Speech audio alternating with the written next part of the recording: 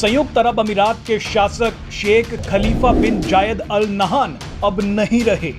13 मई को 73 साल की उम्र में उनका निधन हो गया। शेख खलीफा के निधन पर संयुक्त अरब अमीरात में राष्ट्रीय शोक घोषित कर दिया गया। आपको बता दें कि संयुक्त अरब अमीरात में 40 दिन का राष्ट्रीय अवकाश रहेगा। इस दौरान संयुक्त अरब अमीरात का झंडा आधा झुका रहेगा। लेकिन आप ये जानकर हैरान हो जाएंगे कि इस मुस्लिम देश के शासक के निधन पर हाल ही में भारत सरकार ने भी एक बड़ा फैसला लिया था।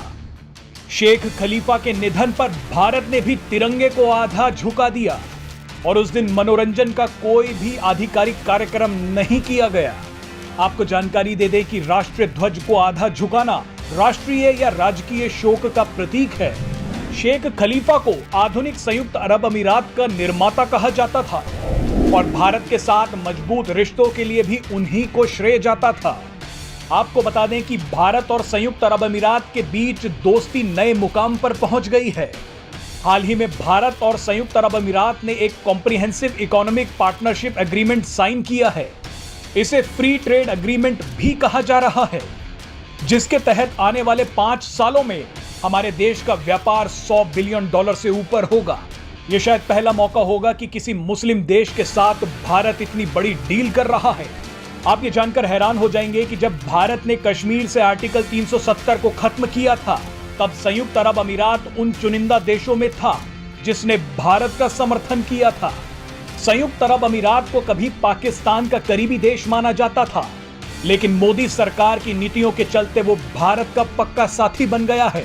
पाकिस्तान के होश तो तब उड़ गए जब संयुक्त अरब अमीरात ने कश्मीर में भारी निवेश का फैसला कर लिया। मुस्लिम देशों के सबसे बड़े संगठन OIC का सदस्य होने के बावजूद संयुक्त अरब अमीरात कश्मीर मुद्दे पर भारत का खुलकर समर्थन कर रहा है।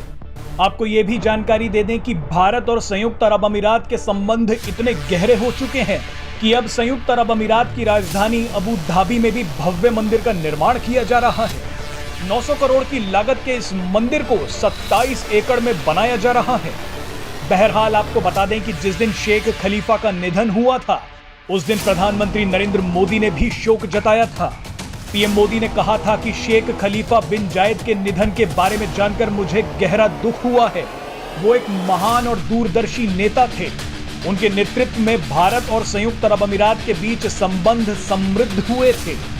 पीएम मोदी ने आगे लिखा कि भारत के लोगों की संवेदना संयुक्त अरब अमीरात के लोगों के साथ है। Presenting B News app available on Google Play and App Store. Download it now.